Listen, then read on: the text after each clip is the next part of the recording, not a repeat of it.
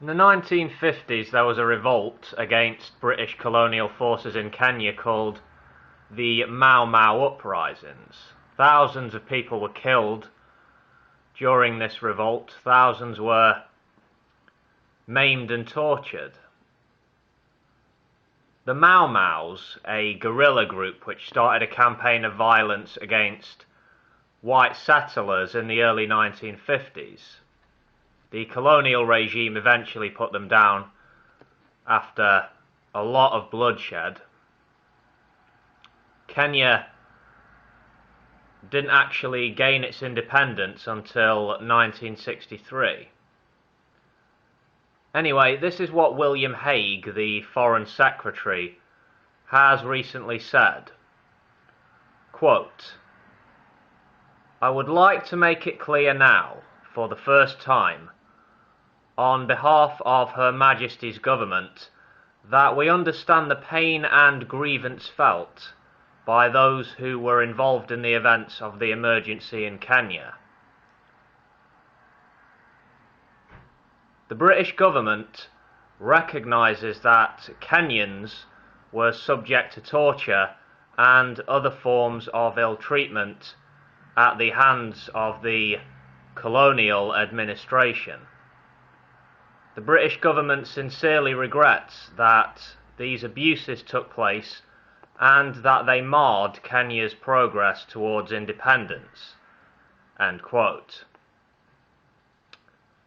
So, over 5,000 victims are going to receive compensation totaling almost £20 million.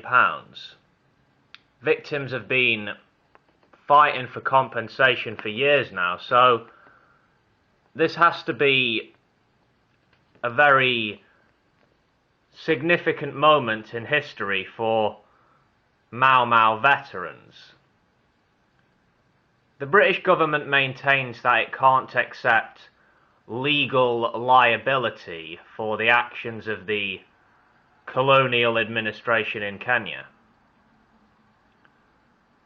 It's widely thought among historians that the Mau Mau movement helped achieve independence for Kenya. Yeah.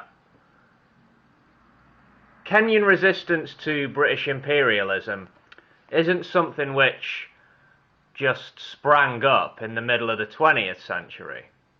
It goes back to the late 19th century, actually. Yeah. A lot of atrocities have been committed in Kenya over the decades. Kenya was targeted because of its land, its rich soils, great for agriculture. It was seen as an ideal place for permanent European settlement, and the European settlers were able to obtain a disproportionate share in land ownership during the colonial period. African people were encouraged to become wage labourers. You know, people were exploited. A lot of injustice. You can't whitewash history. You know, what's done is done. Anyone guilty of committing crimes during the Mau Mau uprisings, anyone still alive today, that is, has had to live with that for decades, you know?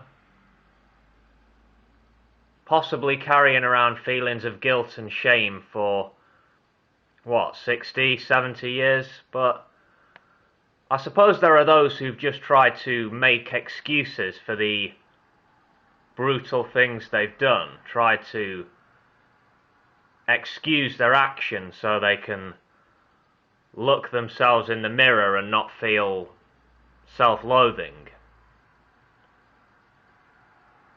Yeah. Now, some people might ask the question in earnest, Why should British taxpayer money be used by the government to foot the bill, so to speak, for these compensation payouts? It's a valid question, is it not? And it's a question that leads to lively debate, or lively discussion, yeah. Will compensation make everything better? Does compensation erase the crimes of the past? No, of course not, of course not.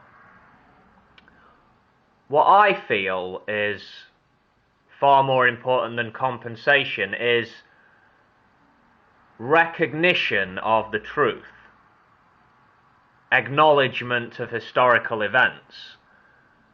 You know, what's important is a recognition of the vile things humans are capable of under certain circumstances. We have to be honest, yeah. Recognition.